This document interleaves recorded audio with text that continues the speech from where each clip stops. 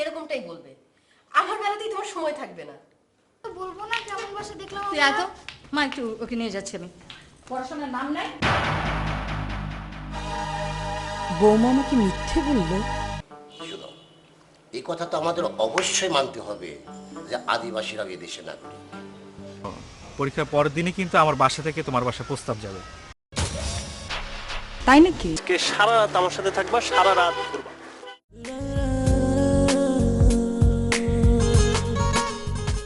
I শোনো না, আমাদের বাসার পাশে যে নতুন বিল্ডিংটা উঠছে, আজকে আমি গিয়ে দেখে এসেছি। ওখানে ছোট ছোট অনেক ফ্ল্যাট উঠেছে। আমাদের 2-3 জন মানুষের জন্য তো ছোট হলেও চলবে, বলো? চলো ওখানে একটা নিয়ে নিই। দেখো, ফ্ল্যাট কেনার মতো পয়সা আমার কাছে নেই। নাই না? আমি বললেই নাই। আর এখনো যদি অন্য কেউ চায়, সাথে সাথে তো টাকা এসে হাজির হয়ে যাবে। আশ্চর্য। তুমি কি রাত দুপুরে আমার সাথে ঝগড়া করবে? ঝগড়া? আমি ঝগড়া করছি তোমার সাথে? ওকে ফাইন, আমার কোনো কথা বলার দরকার নেই। আমি কথা বললে যখন ঝগড়া হয়, কোনো কথা বলবো না। আশ্চর্য।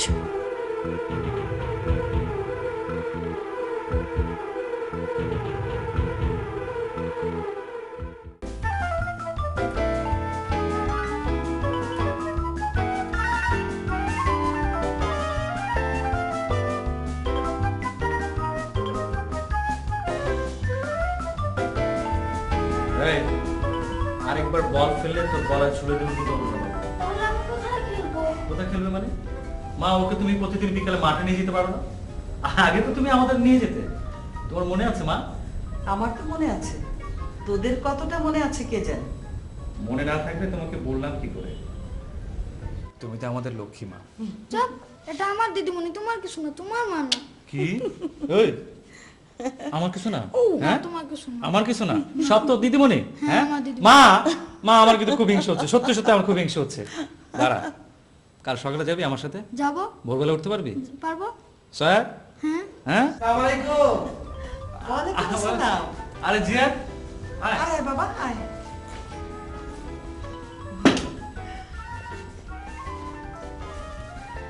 ও বাবা, থাক বাবা থাক, বেঁচে থাক। ভাইজান, আরে কি করছিস? বস বস। কেমন আছিস? এই তো ভাইজান। তুই নাকি ভালো রেজাল্ট করছস? হ্যাঁ, তাহলে তো আমার কাছ থেকে একটা ভালো গিফট পাওনা রইলো। আরে থ্যাংক ইউ, ঠিক বুঝকে ওটা দিমু তো কইছি। আচ্ছা ঠিক আছে, ওকে আগে ফ্রেশ হতে দে। কত দূর থেকে এসেছে? কই আর দূর, এই তো মাত্র 2 ঘন্টার পথ। তব বেরে বাবা, ওই যে স্টেশন থেকে বাসায় আইতে একেবারে টানা 2 ঘন্টা লাগছে। কি যে যানজট ফুফু আম্মা, ওফ। ও মায়ে পিঠা পাঠাইছে। কি পিঠা দিদিমণি? প্লেটে করে নিয়ে আসো তো, আমি আর ছোট চাচু খাবো। আচ্ছা ঠিক আছে, এখন আগে ভাত খাও, তারপরে পিঠা খাবা, ঠিক আছে? ফুফু আম্মা, আমার কি খুব ময়লা লাগতেছে নাকি? শোন ছেলের কথা, বাইরে ধুলাবালি থেকে আসছো, ময়লা তো লাগতেই পারে। শুধু মুখ হাত ধোয়া না, একেবারে গোসল করে ফ্রেশ হয়ে এলো। আচ্ছা আসো তোমরা, আমি ভাত পারি।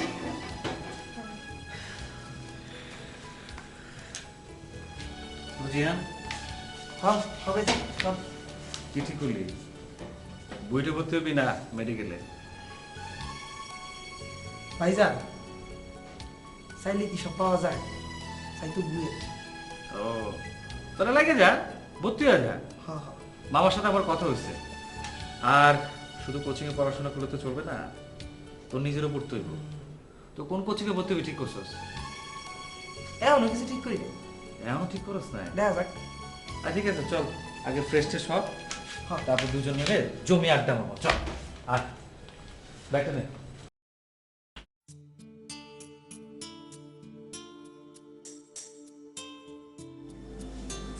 পড়ছো? তোমার ভাইয়ের কাণ্ডটা দেখেছো? বাইরের মানুষের সামনে আমাকে কেমন করে অপমান করলো। বাইরের মানুষ কোথায় দেখলে? ও তো জিহান, বড় মামার ছেলে। ও তো তোমার বেডরুমের লোক, তাই না? আরে না, বেডরুমের লোক তো তুমি। শোনো, শুধু শুধু ঝগড়া করবে না। যাও শাড়িটা চেঞ্জ করে এসো, অরণ্যকে মায়ের কাছে দিয়ে এসো। আমার না খুব ঘুম পাচ্ছে। ঘুম পাচ্ছে? ঘুম পাচ্ছে ঘুমাও, কিন্তু আমি আলাদা বাসা নেবই। এখানে থাকলে আমাকে পদে পদে ইনসাল্ট হতে হয়। আমার বাচ্চাটা পর্যন্ত আমাকে ডিসরেসপেক্ট করা শুরু করবে। শোনো, আমরা কিন্তু যৌথ পরিবারের মানুষ হয়েছি, তাই বলি কি আমরা মাকে ভালোবাসছি না, শ্রদ্ধা করছি না? যৌথ পরিবারে তুমি যে সুযোগ সুবিধাগুলো পাবে, একক পরিবারে তার কানা কড়িও পাবে না। তার মানে তুমি আলাদা বাসা নেবে না? যাবো না তা তো বলিনি। একক পরিবার আর যৌথ পরিবারের ভিতর যে পার্থক্য, সেটা তোমাকে বোঝালাম। আচ্ছা, তোমার ভাই বিয়ে করে যদি আলাদা হয়ে যায়, তাহলে তোমার মাকে কে দেখবে? কেন? আমার কাছে নিয়ে আসবো। অবশ্য তাতে আমি বা আমার ফ্যামিলির কারোরই কোনো আপত্তি থাকবে না। সব ব্যাপারে তুমি তোমার ফ্যামিলিকে টানো কেন? যখন বিয়াদব ভাই তোমার। আবার অর্ণবকে নিয়ে পড়লে? দেখো, ওকে দেখে শুনে ভালো একটা বিয়ে দিয়ে দাও, দেখবে তাহলে আর ও তোমার পিছনে লাগছে না। অর্ণবের বিয়ে দিব আমি। দেখো গে, তোমার ভাই সারা রাত জেগে জেগে কার সাথে যেন ফোনে কথা বলে। তাই নাকি? অর্ণব প্রেম করছে? একবার খুশিতে মনে হয় ধেজি করে নাচবে। আমার ভাই যদি হতো না, তুই কলে দুটো থাপ্পড় দিয়ে স্পাইনলেস। কেন, প্রেম করা কি মহা পাপ নাকি?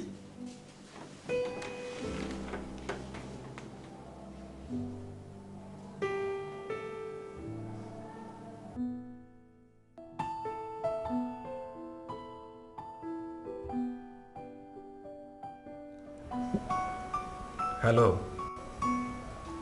কি পরীক্ষা চিন্তা ঘুম আসছে না? যাক, মনে হলো আমার কথা। জানো জান, আজ আকাশে খুব সুন্দর চাঁদ উঠেছে। চাঁদের চারপাশে কি সুন্দর জলধনু, কি মায়াময় আকাশ। আরে আকাশকে ভালোবেসেছে বলেই তো তোমার প্রেমে পড়েছে।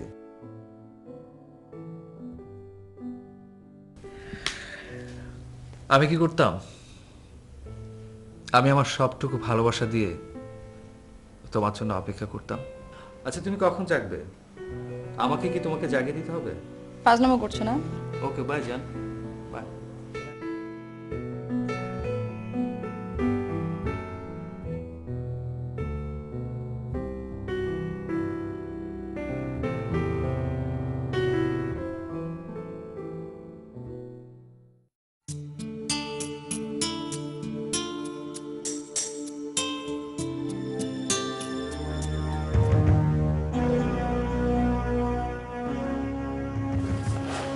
এই যে দেখো, এই হচ্ছে সার্বিক অবস্থা। এত বড় ঘাপলাটা হলো কি করে আমি বুঝতে পারছি না। যাই হোক না কেন, এখন খুব ইন ডিটেইল দেখে তারপরে একটা ডিসিশন নিতে হবে। তুষার সাহেবকে একটু আমার রুমে আসতে বলো তো। আসলে পুরো ঘটনাটা পুরো তদন্ত করে দেখতে হবে। দেখো, 30 বছরের ইতিহাসে এমন ঘটনা কিন্তু ঘটেনি সংগঠনের মধ্যে। তুষার আসুক, ওই যে বসো। তুমি আর রাফাত ফিল্ডে যাবে, কিন্তু কোনোভাবে যেন ওরা বুঝতে না পারে যে তোমরা ইনকোয়ারি করতে এসেছো। তাহলে দেখবি ঘাপলাটা বেরিয়ে আসছে। না, আমার মনে হয় আমি ঘাপলাটা ধরতে পারবো। কিভাবে? দেখা যাক।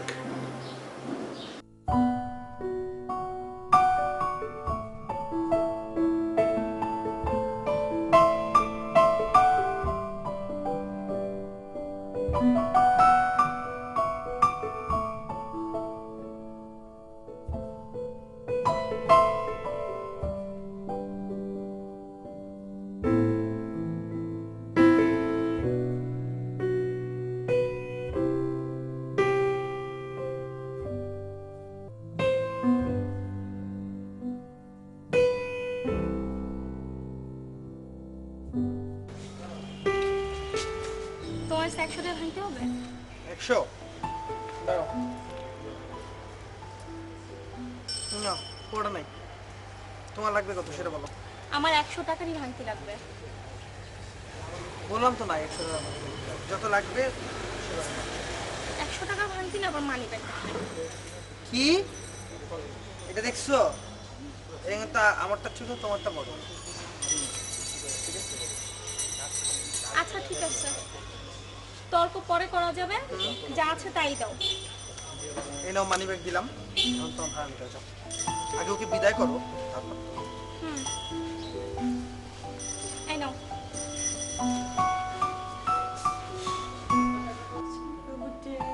আম্মা, আপনার শরীরটা এখন কেমন? আমার শরীর তো আল্লাহর রহমতে ভালো। তোমার মা কেমন আছেন? মা এখন একটু ভালো, গত 2 সপ্তাহ আগে একটু জ্বর ছিল। মা, ভাবি কোথায়? ও তো বাচ্চার স্কুলে গেছে, বাচ্চাকে নিয়ে তারপর কোচিং এ যাবে, পরে বাসায় ফিরবে। অরণ্যের উপরে পড়ার যে চাপ পড়েছে না। ভর্তির সময় তো মা এবং বাচ্চার দুজনেরই বেহাল অবস্থা। তবে তোমার শ্বশুর কিন্তু রোহানদের পড়ালেখার ব্যাপারে কোনো দায়িত্ব পালন করেনি। যা করেছি আমি, সে তো সারাক্ষণ কাজ নিয়ে ব্যস্ত থাকতো। আমি ভাবতাম তাকে আর ডিস্টার্ব করে লাভ কি, আমি সব কিছু করতাম। আম্মা, আপনি তো আপনার সন্তানদের নিজে লেখাপড়া করিয়েছেন, তাছাড়া আপনি একটা প্রাইমারি স্কুলেও চাকরি করতেন। আপনিই বলুন তো, প্রথম শ্রেণীতে ভর্তি হওয়ার জন্য একজন বাচ্চার কি যোগ্যতা থাকা দরকার? অবশ্যই বর্ণপরিচয় পর্যন্ত। অথচ অরণ্যের গাইডার শিট খুলে দেখো, কত কঠিন বিষয় সংযোজিত। পাগল কত প্রকার ও কি কি। আমি তো চিন্তায় আছি দীপ্রকে নিয়ে কি হবে।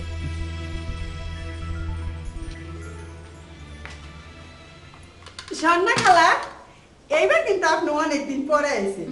খালু তাই নেন, দেওয়ার তেরে নিয়ে খান বুঝান। আপনি এখন থামো গো, পরে কথা বলতে পারবো। হ্যাঁ, এখন তুমি যাও, যাও, আমরা দরকারি কথা বলছি। আমার তো কথাই করে দেন না থাক, পরে বলে যাও। মা তুমি সোনা, অনেকদিন পর তো এলি, মাঝে মাঝে এইভাবে আসতে পারিস না? বাড়ির বড় বউ না, সব দায়িত্ব তো আমারই। দায়িত্ব কর্তব্য তো পালন করবি, তবে মা ভাইয়া কি দায়িত্ব কর্তব্যের বাইরে? আচ্ছা, ফার্নিচারগুলি দেখে তোর শাশুড়ি কি বললো রে? কি বলবে, মুখ ফুটে তো কিছুই বলে না, তবে খুশি হয়েছে মনে হয়। সোনা শোন, তোর কিন্তু এইসব কুপ্রথার বিরুদ্ধে, মানে এইসব কুপ্রথা যেগুলো আছে এগুলোর কাছে হার মানা তো ঠিক হয়নি। ছোটু, ফার্নিচারগুলো তুই দিয়েছিস না? কে দিয়েছে না দিয়েছে সেটা বড় কথা না, তুই নিজে জানোস না যৌতুক একটা সামাজিক ব্যাপার। কোনো বিবেকবান মানুষের উচিত না এইসব ব্যাপারে জড়িয়ে পড়া। এই, আজ তুই থাকছিস? না রে, শাশুড়িকে বলে এসেছি রাতেই চলে যাব, থাকবো না। আরে ফোন করে বলে দে আজ তুই যেতে পারবি না, মা যেতে দিচ্ছে না। না না না, আমি পারবো না, উনি এমনিতেই শুধু শুধু রেগে যায়। আরে কেন রাগ করবে? আচ্ছা ঠিক আছে, আমি ফোন করে দিচ্ছি। ঠিক আছে মা, তুমি বলে দেখো। আমি ফোন করলে রাগ করবে না, আমিও শাশুড়ি তো। মা, তুমি তো সবার চাইতে অন্যরকম, ভাবি তো স্বর্গে আছে। সব সন্তানেরাই মনে করে তার মাই পৃথিবীর সেরা। না মা, তুমি সত্যিই সেরা।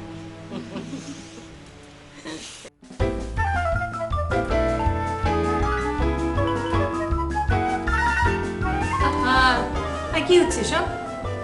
যাও ওখানে বারান্দা খেলবে, যাও। তোমার ফুলের টব ভাঙ হয়েছে। ভালো, তুমি সাবধানে খেলবে, ভাঙবে কেন? চলো,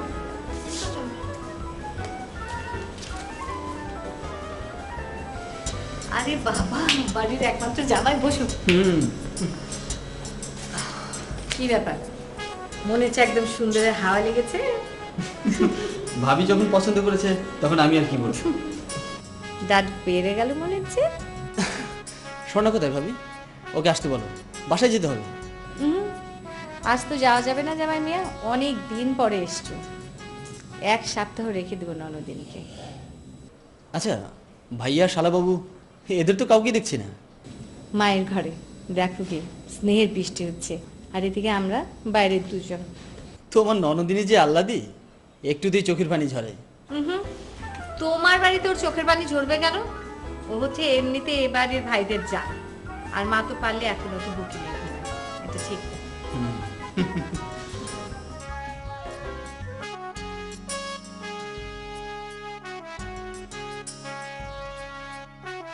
এই হাসান, শুনছো?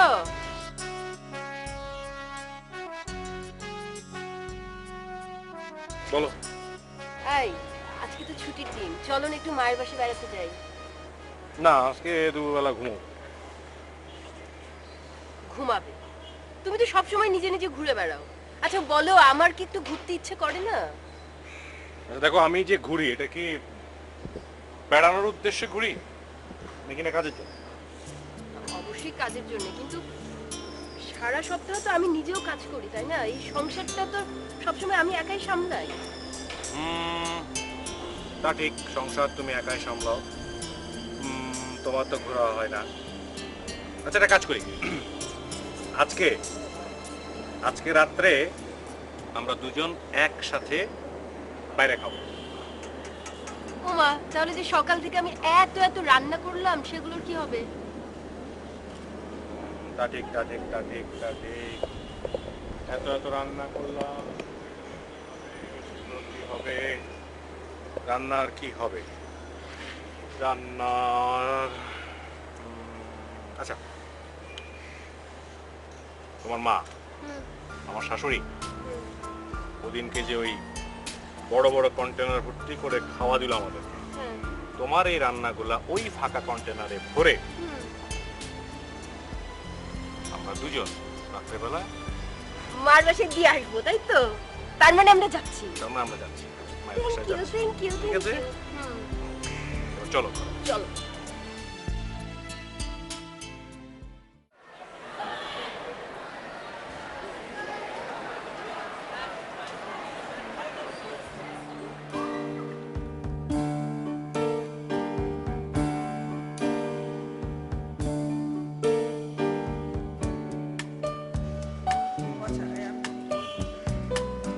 এই নাও তোমার টাকা। টাকা? ও আচ্ছা, ওই 10 টাকা? ওটা লাগবে না, রেখে দাও। লাগবে না কেন? আমি তো তোমার কাছ থেকে ধার নিয়েছি। 10 টাকা আবার ধার হয় নাকি? বাদ দাও তো, রেখে দাও তো। অসম্ভব, নিতেই হবে। আমি তোমার কাছ থেকে ধার নিয়েছি। আর তুমি কি ইনকাম করো নাকি? বাপের টাকা বাহাদুরি। বাহাদুরি? কি বলছো? বাহাদুরি কেন? আরে এটা তো ব্যাংকের মতো। এই ধরো, যখন আমার প্রয়োজন হলো চাইলাম, নিলাম, খরচ করলাম, আর ফেরত দিলাম না, বুঝো না? মফস্বলের ছেলেরা আসলে পেঁচানো স্বভাবে।